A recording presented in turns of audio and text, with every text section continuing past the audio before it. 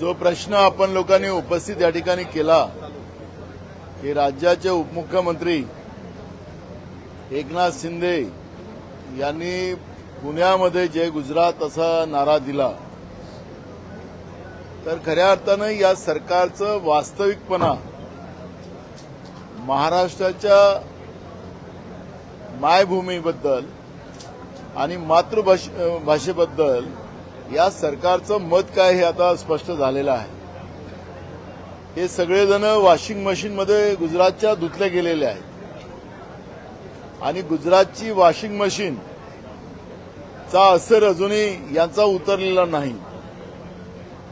एकीकडे मराठीला अविभाज्य भाषा म्हणून आम्ही त्याला दर्जा देण्याचा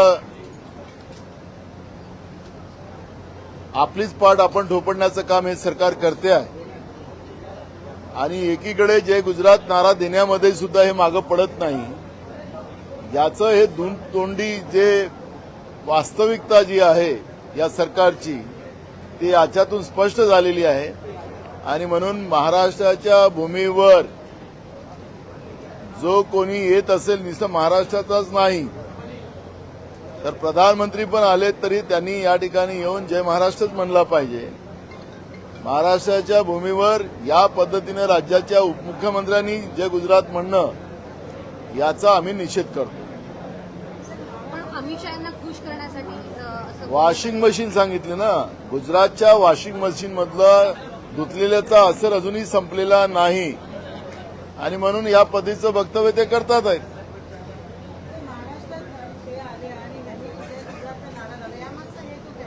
वॉशिंग मशीनचा अर्थ माध्यमांनाही कळतं आणि राज्याच्या जनतेलाही कळतं, त्यामुळे मी त्याचा खुलासावर या ठिकाणी काही गोष्टी कराव्यात याला काही अर्थ नाही। अमित शहाना खुश करण्यासाठी एकनाथ शिंदेंनी असं वक्तव्य केलं।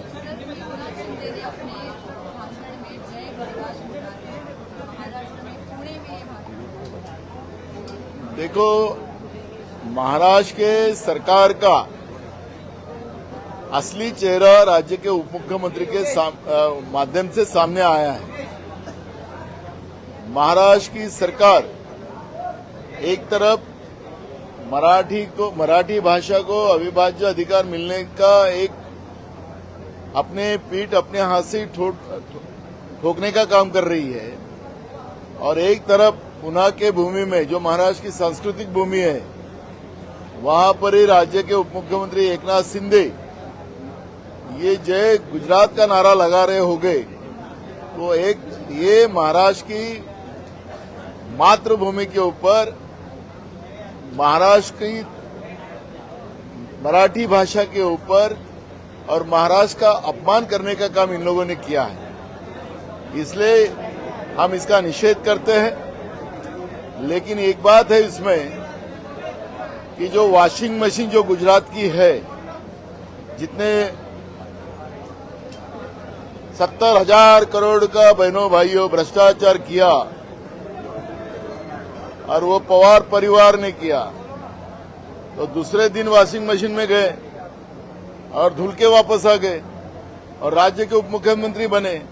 तो ऐसी जो वॉशिंग मशीन बनी है गुजरात में, वो वॉशिंग मशीन का असर अभी खत्म नहीं हुआ है और इसलिए राज्य के उपमुख्यमंत्री ने गुजरात के नेताओं को खुश रखने के लिए दोबारा वॉशिंग मशीन में जाने की जरूरत ना पड़े, इसके लिए उनको खुश करने के लिए इस तरह का वक्तव्य किया है और ये महाराष्ट्र का अपमान है, इसलिए हम निषेध करते हैं।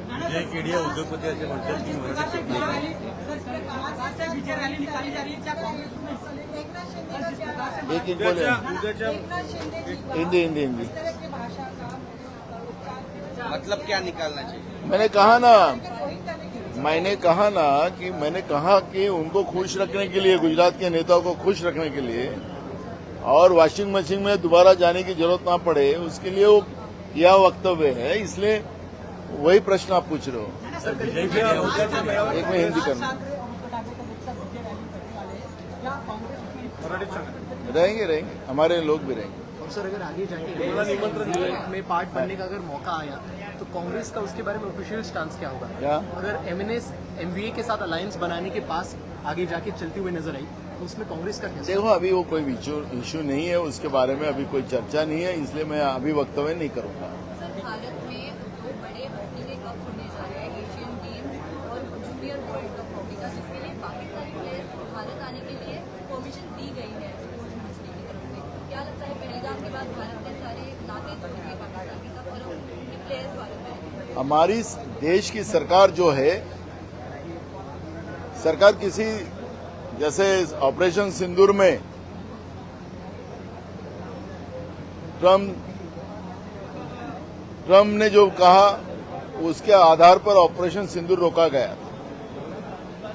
वैसे अभी चाइना ने या रशिया ने या अमेरिका के प्रमुखों ने कहा होगा कि उनको आने दो, तो अभी अपने देश के जो प्रमुख नेता लोग बैठे हैं सत्ता में, उनकी क्या स्थिति है ये अब सबको पता है। एक तरफ देश के अंदर में हिंदू मुसलमान करना, जो पाकिस्तान हमारा दुश्मन देश है, वो देश के आतंकवादी हमारे देश के बहनों के सिंदूर उजाड़ता है, उसी को अब ये लोग आमंत्रित कर रहे हैं। तो इसका मतलब है कि हमारी देश की सरकार जो है, वो चाइना हो, अमेरिका हो, रशिया हो, इनके जो आदेश आएंगे उसका पालन करते हैं। और इसलिए आपने देखा होगा कि पाकिस्तान संयुक्त राष्ट्र परिषद का अध्यक्ष बन चुका है, जो दुनिया में कल तक आतंकवादी देश था, आज उसी देश को संयुक्त राष्ट्र का प्रमुख बनने का मौका मिल रहा होगा। तो हमारे देश के प्रधानमंत्री जो दुनिया में घूमते रहते हैं, देश की जनता का पैसा उड़ाते रहते हैं, तो क्या उनको गले मिलने के लिए सिर्फ जाते हैं? तो हमारा जागतिक लेवल में हमारे देश की क्या परिस्थिति है, उसका अंदाज इस सब बातों से बनाया जाता है।